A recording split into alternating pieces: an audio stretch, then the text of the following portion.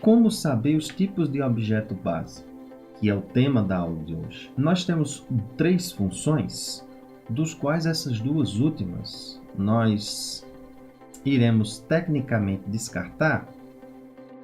Por quê? Não é que iremos descartar, mas no sentido de que a maioria das funções desenvolvidas no pacote base, e não na base R de pacotes, mas no pacote base, ou base, eles foram desenvolvidos em sua maioria na linguagem C.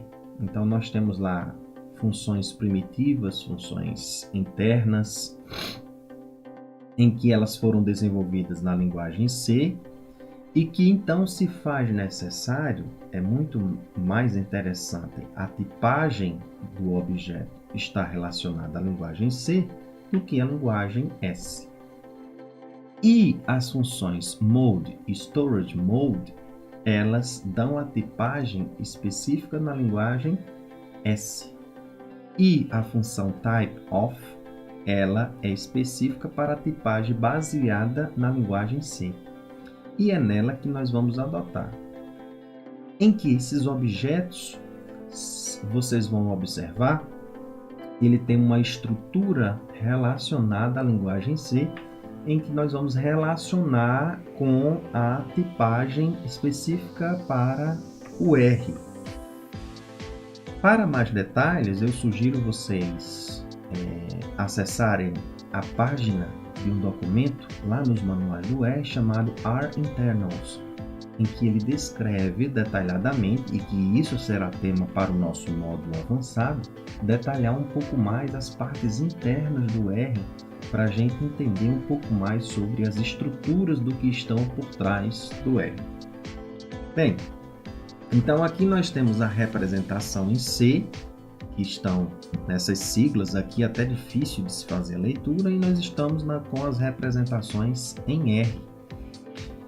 E aqui nós temos na terceira coluna uma breve descrição sobre 23 objetos. Na realidade nós tínhamos 25, mas 2 desses objetos estavam relacionados a uma estrutura de dados que era o fator e fator ordenado, que antes eles tinham estrutura específica e depois foram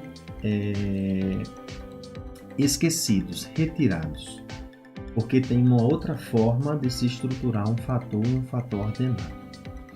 Beleza.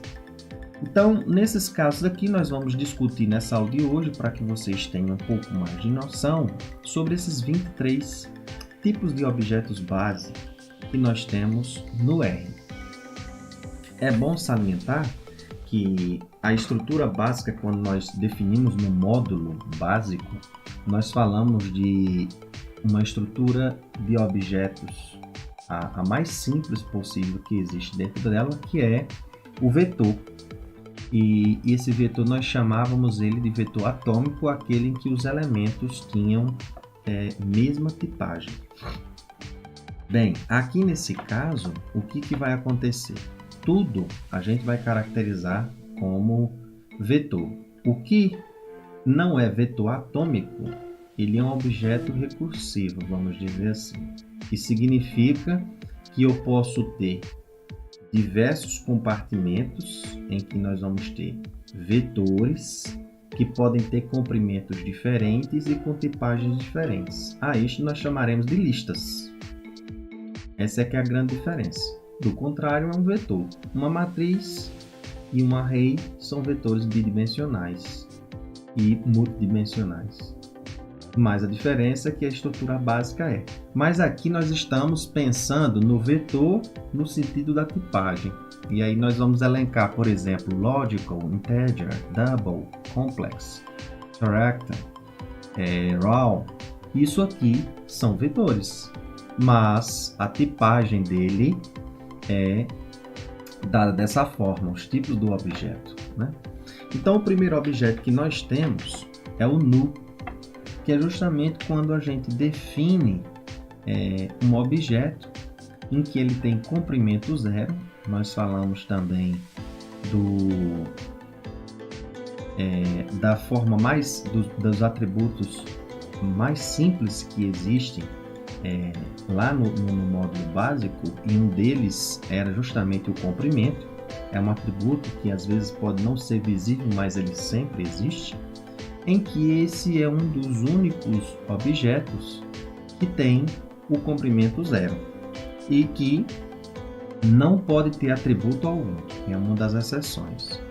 Então ele não tem nada, é simplesmente, então isso tem muitas aplicações, né? Quando nós, por exemplo, num argumento não queremos por default definir nada inicialmente a esse argumento, e aí o código segue. Tem muitas aplicações nesse aspecto. Existe também um outro tipo de objeto que é o logical, do qual nós temos, por exemplo, entradas do tipo true, false. Isso aí são vetores com valores lógicos, do qual nós temos essa representação. O outro, a diferença entre integer e double, para o caso mode, ele vai dar para nós a tipagem numeric, em que tanto faz ser integer ou double. No nosso caso, na linguagem C, integer vai ser um vetor com valores inteiros, e double, vamos pensar assim em termos de matemática, valores de dupla precisão ou valores do tipo real. Direct são, na realidade, vetores do tipo strings, e aí nós vamos entrar com vetores mais complexos, que podem ter dimensões diferentes, colunas diferentes. Por exemplo, um data frame, ele não vai aparecer aqui porque ele é um tipo de lista. E aí, com o atributo class, nós criamos ele, então o data frame ele é um objeto POO, porque ele tem um atributo class, em que um dos atributos dele é o data.frame. Então, na realidade, ele é uma lista em que, pelo fato de ter o atributo class dataFrame, ele tem um comportamento de exibição diferente. Veja que interessante, né? Então, aqui nós temos o list, que é um outro tipo de objeto, que nós já discutimos bem ele e vamos tentar aprofundar um pouco mais aqui nas aulas seguintes, falando nas sessões lá de aprofundamento um pouco mais sobre objetos. Round é um tipo de vetor, basicamente de poucas aplicações, não conheço muitas aplicações, eu na realidade mal utilizei esse tipo de objeto. Depois a gente pode, lá no aprofundamento de vetores, vou tentar verificar alguma aplicação que possa existir a ele, mas nas minhas atividades práticas eu nunca usei esse objeto. Se usei, foi intrínseco e não sabia que era desse tipo, né? Mas vamos lá. E aqui nós temos agora uma série de objetos importantes, que é, por exemplo, o primeiro tipo de objeto, que é o closer, que é justamente aqueles objetos que a gente cria com a função function, que são as nossas funções, criação de funções básicas que a gente faz no R. Aquelas que são internas e que, nesse caso, elas são funções primitivas desenvolvidas muito provavelmente na linguagem C ou em outra linguagem, como por exemplo Fortran, elas recebem um título de Special ou Between. Não vou aprofundar tanto aqui agora, uma vez que eu quero deixar essa parte para nós explorarmos ela no módulo avançado. São funções que foram escritas na linguagem C e aí se tem como se fosse uma interface para linkar com o ambiente R e aí chamar de modo que essas funções possam ser executadas no próprio ambiente R. Uma coisa que é interessante nesses tipos de objeto, Special e Between, é que ele não tem a forma tradicional da estrutura básica de uma função do tipo closure, que é os compartimentos formals, que são os argumentos, body, que é o corpo, e o environment, que é o ambiente, não o ambiente de execução, mas o ambiente da função. São as 3 estruturas básicas de uma função quando nós criamos. Em que, se você executar essas funções que lhe dão essas características, com special e between você não consegue esse resultado. Vem o resultado, o retorno null, ou seja, não tem nada. Mas isso porque estão escritos em outra linguagem. Uma outra objeto também muito importante é o environment, que é justamente os ambientes. Objetos que nós vamos dizer que na realidade eles são uma espécie de lista, mas tem lá suas características específicas.